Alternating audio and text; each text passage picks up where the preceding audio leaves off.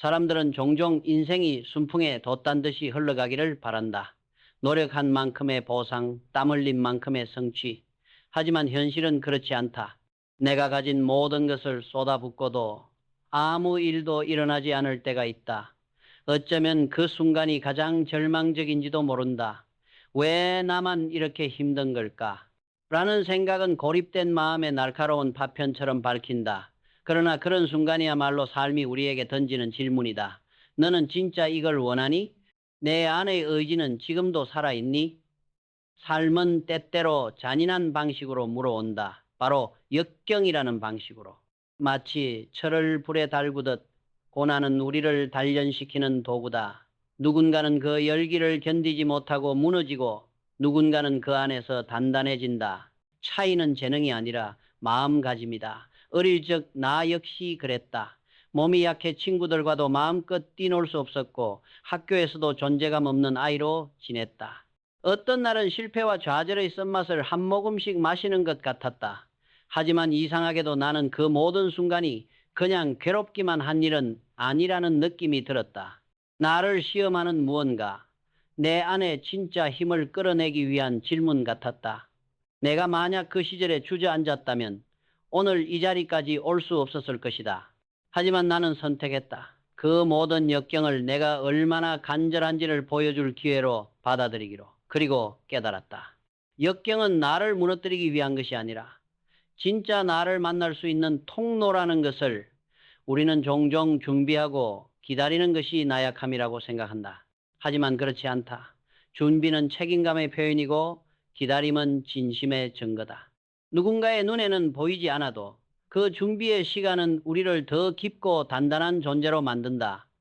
심리학자 빅터 프랭클은 이렇게 말했다. 삶은 당신에게 질문을 던지고 있다. 중요한 것은 당신이 삶에 어떻게 대답할 것이냐는 점이다.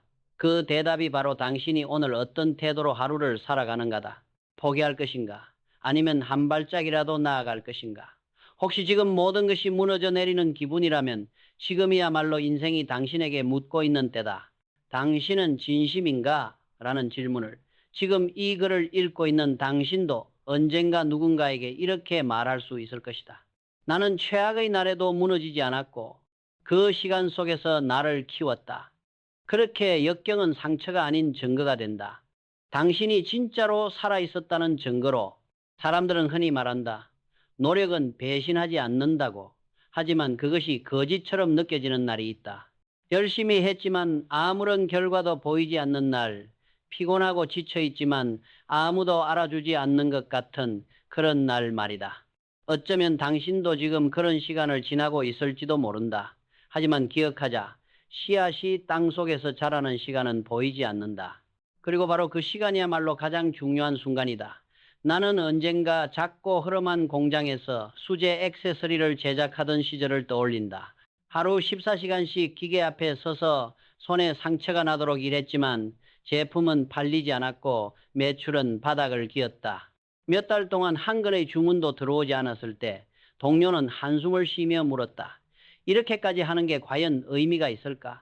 그 질문은 곧 나에게도 돌아왔다. 내 안에서 또 다른 내가 말했다. 너도 그만두는 게 좋지 않을까? 이건 네 길이 아니야. 하지만 나는 대답했다. 우리는 지금 씨앗을 심고 있는 중이야. 내일 당장 싹이 틀 거라 기대해서는 안 된다. 씨앗은 땅속에서 조용히 보이지 않는 방향으로 뿌리를 내리고 있었다. 우리가 돌보고 물을 주고 믿음을 잃지 않는다면 언젠가는 반드시 그 싹이 올라올 것이다. 생각해보자. 사과나무 하나를 키우기 위해선 최소 3, 5년의 시간이 걸린다.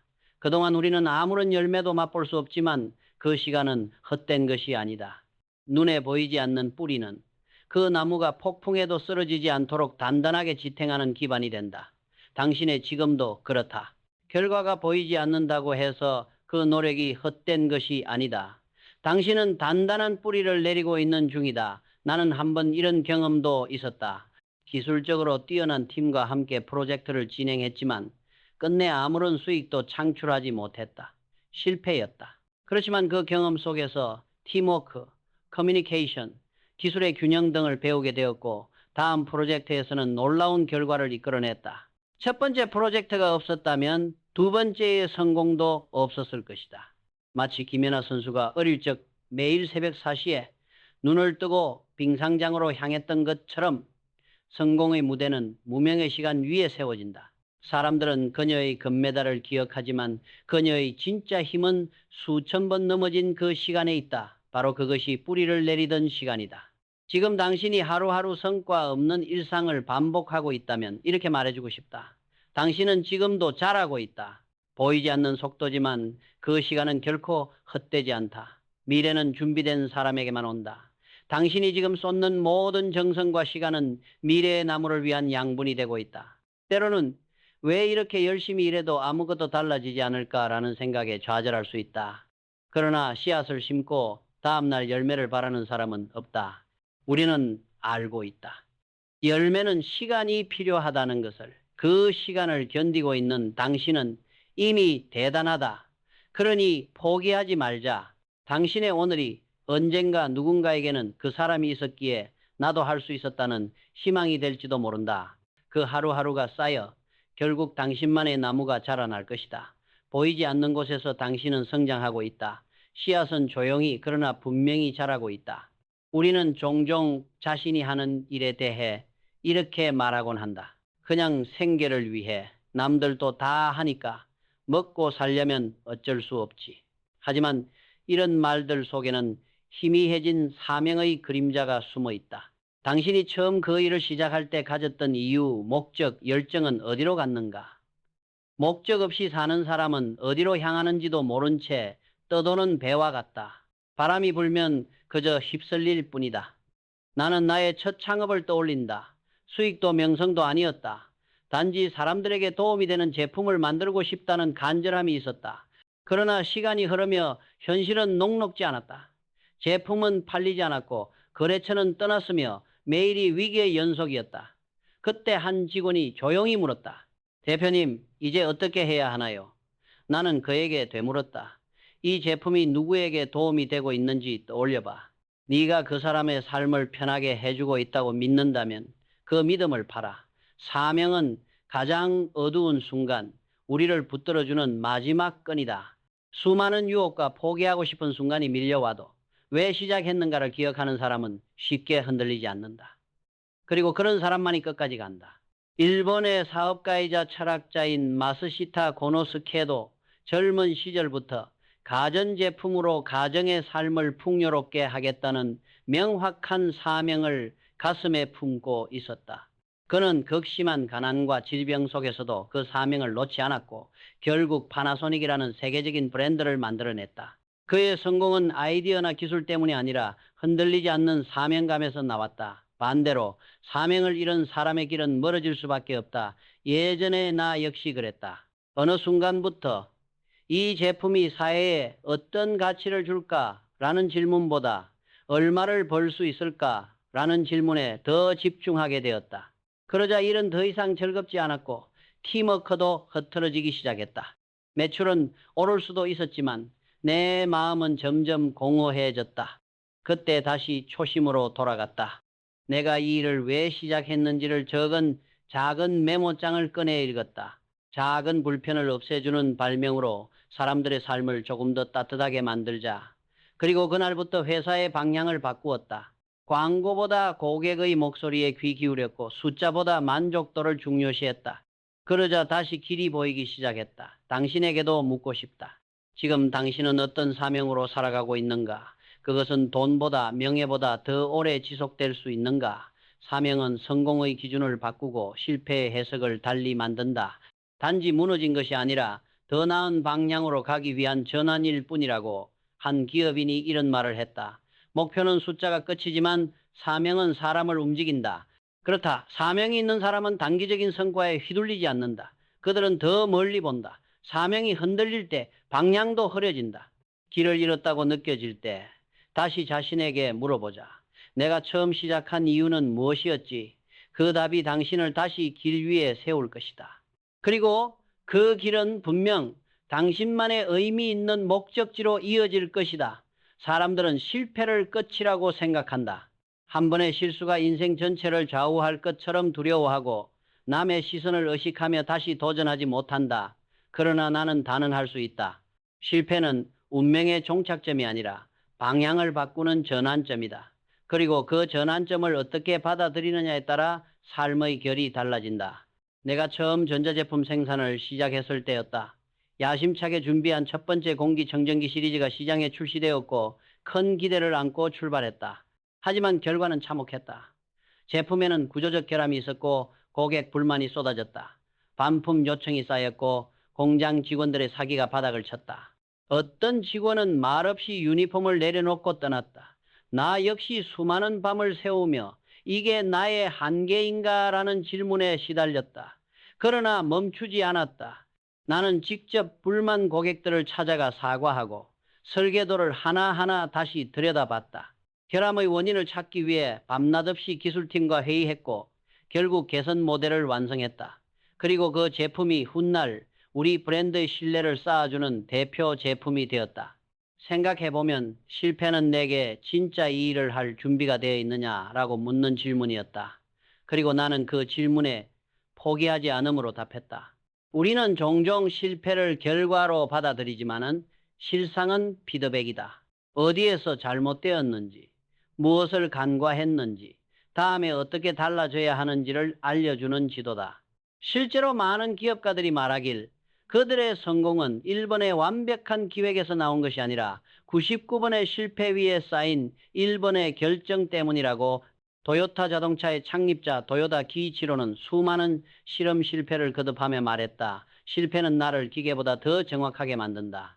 실수가 없었다면 개선도 없고 개선이 없었다면 진정한 완성도 없었다. 실패를 두려워할 필요는 없다. 오히려 실패가 없는 삶이야말로 성장하지 않는 삶이다. 중요한 건 실패를 한 뒤에 멈추느냐 아니면 한 발 더 내디디느냐이다.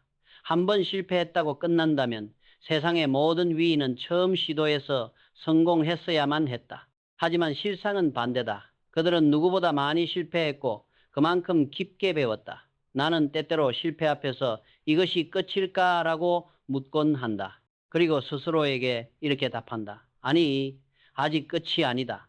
내가 멈추지 않는 한 이것은 끝이 아니다. 그렇게 작은 실패들을 디딤돌 삼아 걸어왔고 그 길 위에 내가 서 있다. 실패는 당신의 가치를 판단하는 기준이 아니다. 그것은 당신이 무엇을 배울 준비가 되어 있는지를 확인하는 시험이다. 실패의 경험이 많다는 건 그만큼 도전의 흔적이 많다는 뜻이다. 당신이 실패했는가? 축하한다. 당신은 살아가고 있다. 당신은 시도하고 있고 움직이고 있고 배워가고 있다. 중요한 건 포기하지 않는 것이다. 실패는 당신이 멈출 때만 진짜 실패가 된다. 그 전까지는 모두 당신의 여정의 일부일 뿐이다. 나는 가난한 시골 마을에서 자랐다. 흙먼지가 가득한 골목길, 해질 역이면 한 줄로 늘어선 식당의 잔반통, 빛바랜 교과서와 찢어진 운동화, 그 시절의 나에게 부자란 TV 속에나 존재하는 환상 같은 단어였다. 그러나 시간이 흐르며 나는 깨달았다. 나를 가장 힘들게 했던 건 헌 옷도 부족한 식사도 아니었다. 내 마음에 스며들었던 나는 안 될 거야 라는 생각, 그 절망감이야말로 진짜 가난이었다. 정신적 빈곤은 육체적 결핍보다 훨씬 더 위험하다. 마음이 메마르면 감사할 줄 모르게 되고 타인의 성공을 질투하게 되며 스스로를 연민하기 시작한다. 쟤는 운이 좋았지. 나는 아무리 해도 안 돼. 이런 말들은 결국 삶의 핑계가 되고 가능성을 닫아버린다. 정신이 가난해지면 아무리 많은 돈을 손에 쥐어도 마음은 계속 허기질 뿐이다. 나는 한때 기술 서적 한 권을 사기 위해 며칠 동안 밥값을 아끼며 동전 몇 개를 모았다. 누군가 보기엔 하찮은 책 한 권일지 몰라도 그 책은 내게 세상을 여는 문이었다. 지식은 돈보다 강했다. 왜냐하면 그것은 내 안에 자라서 누구도 빼앗을 수 없는 힘이 되었기 때문이다. 한 번은 대기업의 대표가 나에게 고민을 털어놓았다. 이익은 나고 있지만 직원들의 눈빛이 죽어 있습니다. 동지가 부족해요. 나는 그에게 이렇게 말했다. 당신의 조직이 정신적으로 가난하다는 신호입니다. 돈은 넘치지만 진심이 부족합니다. 감사의 말 한마디, 공감의 눈빛, 희망을 심어주는 리더십이야말로 조직의 진짜 자산이다. 정신적 풍요는 화려한 배경이 아닌 소박한 마음에서 시작된다. 나 역시 어려운 시절 동료와 한 그릇의 라면을 나눠 먹으며 웃었던 기억이 있다. 그 따뜻한 순간이 돈으로 살 수 없는 진짜 풍요였다. 한 그릇 된장국을 함께 나누는 식탁, 누군가의 고단한 하루에 귀 기울이는 시간, 그 속에 인생의 본질이 숨어 있다. 그리고 나는 묻고 싶다. 당신은 다른 사람의 기쁨을 진심으로 기뻐할 수 있는가? 누군가의 성공에 박수를 보낼 수 있는가? 작은 일에도 감사를 느끼고 스스로를 다독일 줄 아는가? 만약 그렇다면 당신은 절대 가난하지 않다. 오히려 요즘 나는 이런 풍경을 자주 본다. 최신 스마트폰을 들고 명품을 걸쳤지만 늘 불만과 짜증으로 가득한 얼굴들. 반면 낡은 가방 하나 메고도 환하게 웃는 사람들. 삶은 우리에게 이렇게 말하고 있는 듯하다. 풍요는 외부가 아니라 내면에서 시작된다. 젊은 시절 내가 가장 두려워했던 건 돈이 아니라 희망을 잃는 것이었다. 지금도 마찬가지다. 가진 것이 아무리 많아도 마음이 비어 있다면 그것은 진짜 가난이다. 반대로 가진 것이 없어도 마음이 가득하다면 당신은 이미 부자다. 정신적 풍요로움은 삶의 모든 것을 변화시킨다. 실패를 교훈으로 만들고 고통을 성장으로 바꾸며 사람들과의 관계를 진심으로 맺게 해준다. 그리고 그 중심에는 마음이 있다. 무엇을 느끼고 어떻게 반응하느냐가 인생의 질을 결정한다. 그러니 지금 당신의 통장 잔고보다 마음의 잔고를 들여다보라. 감사, 공감, 용기, 희망이 네 가지가 있다면 당신은 이미 풍요롭다. 진짜 부는 그 마음에서부터 시작된다. 삶이 뜻대로 되지 않을 때 우리는 종종 외부를 탓한다. 환경이 나쁘다고, 시기가 안 좋았다고, 사람들이 나를 이해해주지 않는다고. 하지만 내가 배운 가장 큰 진실 중 하나는 이거다. 남 탓을 해서는 절대 앞으로 나아갈 수 없다. 나도 그랬다. 사업을 시작한 초기, 제품이 팔리지 않으면 시장을 탓했고, 직원이 떠나면 그들의 책임이라고 생각했다. 그런데 이상하게도 문제는 계속 반복되었다. 아무리 외부를 바꿔도 내부의 혼란은 가시지 않았다. 그때 나는 멈춰서 스스로에게 물었다. 혹시 내가 놓치고 있는 건 없을까? 그 순간부터 나는 진실한 마음이라는 키워드를 발견하게 되었다. 진실한 마음이란 단순히 착한 마음이 아니다. 그것은 상황을 직면하고 스스로를 돌아보고 감정에 휘둘리지 않고 본질을 바라보는 용기다. 때론 인정하고 싶지 않은 자신의 부족함을 마주하는 고통스러운 일이기도 하다. 하지만 그 과정을 통해 비로소 진짜 변화가 시작된다. 한 번은 고객이 우리 제품에 대해 불만을 제기했다. 품질이 아니라 사용법이 불편하다는 것이었다. 초기에는 기술팀이 그건 고객이 사용법을 잘 몰라서 그래요 라고 일축했다. 솔직히 나도 처음엔 그렇게 생각했다. 하지만 어느 날 고객 한 분이 직접 전화를 걸어왔다. 제품은 좋은데 매번 사용할 때마다 스트레스를 받아요. 그 말이 이상하게 마음에 남았다. 나는 팀에게 말했다. 한 번만 고객의 시선으로 다시 봐보자. 그 작은 전환이 놀라운 결과를 가져왔다. 버튼의 위치를 바꾸고 설명서를 그림 중심으로 재편집했더니 불만이 줄어들고 반품률이 절반 이하로 떨어졌다. 고객의 문제는 제품의 문제가 아니라 우리가 그들의 입장에서 생각하지 않았던 태도의 문제였다. 그리고 그 태도를 바꾼 건 진실한 마음이었다. 진실한 마음은 사람과 사람 사이에서도 큰 차이를 만든다. 누군가의 실수를 지적할 때 비난이 아닌 이해의 마음으로 접근하면 전혀 다른 반응을 얻는다. 나도 예전에 직원 실수로 큰 손해를 본 적이 있다. 화가 났지만 차분히 그와 대화를 나눴다. 알고 보니 그는 가족 문제로 심적으로 어려운 상황이었다.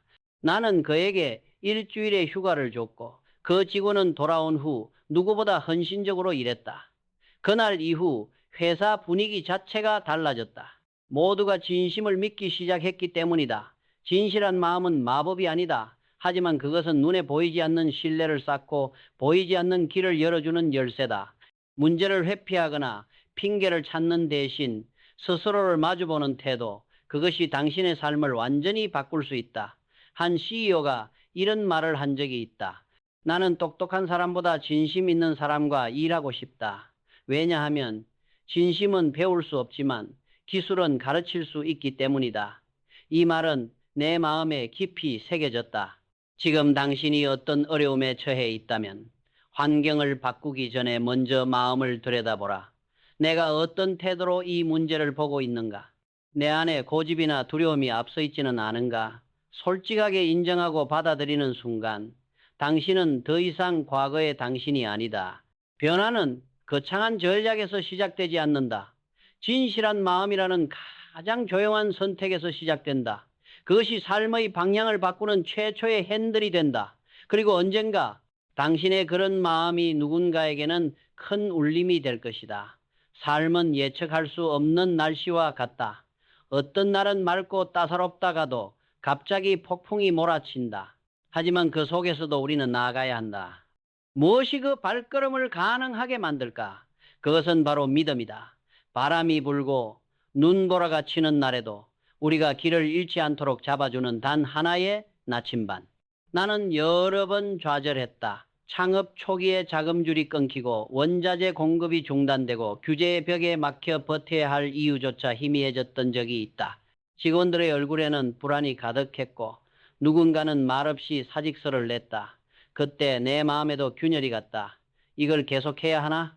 라는 의심이 스멀스멀 올라왔다.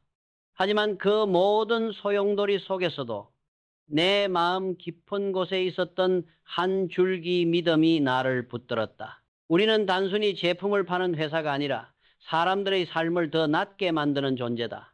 이 믿음이 있었기에 나는 멈추지 않았다. 그리고 그 믿음은 결국 현실을 바꾸었다.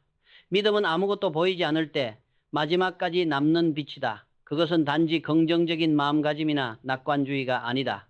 믿음이란 눈앞에 아무것도 없을 때조차도 무언가가 올 것이라고 확신하는 힘이다. 나는 어릴 적 몸이 약하고 가난하며 배우지도 못했던 소년이었다. 많은 사람들이 나를 무시했고 미래는 암흑 같았다. 하지만 단 하나, 나에게는 이런 믿음이 있었다. 시작점은 작아도 내가 진심을 다하면 사람들에게 도움이 되는 일을 할 수 있다. 그 믿음 하나로 나는 계속 나아갔고 제품을 만들었고 결국 사람들에게 필요한 존재가 되었다. 믿음은 결과를 예측하는 도구가 아니다. 그것은 결과에 상관없이 계속 걸어가겠다는 선언이다. 마치 어두운 터널을 걷는 것과 같다. 끝이 보이지 않아도 끝이 있다는 것을 믿고 한 발 한 발 걷는 것, 그 걷는 행위 자체가 바로 믿음이다. 지금 이 글을 읽고 있는 당신은 분명 어떤 시련 속에 있을지도 모른다. 눈앞이 막막하고 모든 것이 멀게만 느껴질 수 있다. 하지만 나는 말하고 싶다.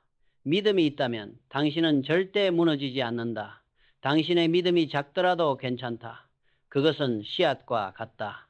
조용히 내면에서 자라고 언젠가 당신도 모르게 거대한 나무로 성장한다. 그리고 그 나무는 당신뿐 아니라 주변 사람들에게도 그늘을 드리우고 열매를 맺게 할 것이다. 나는 수많은 사람들을 보았다. 스펙은 뛰어나지만 금세 포기하는 사람들, 반면 배경은 부족했지만 믿음을 가진 사람들, 그리고 시간이 흐른 후 진짜 성공을 거머쥔 쪽은 늘 후자였다. 왜냐하면 믿음은 단순한 무기가 아니라 끈기 그 자체이기 때문이다. 당신에게 지금 묻고 싶다. 당신은 무엇을 믿는가? 그것이 가족일 수도, 사명일 수도, 혹은 나 자신에 대한 신념일 수도 있다. 무엇이든 좋다. 단 하나라도 확실히 붙잡고 있다면 그것은 충분하다. 당신의 믿음은 폭풍 우치는 밤을 견디는 등불이다. 그 불빛이 꺼지지 않도록 지켜야 한다. 의심이 마음을 흔들 때마다 스스로에게 속삭이자. 나는 믿는다. 이 길이 끝나면 빛이 올 것이라는 걸. 그리고 반드시 온다. 당신이 걸어온 그 모든 발자국은 믿음 위에 쌓인 길이 되어 줄 것이다.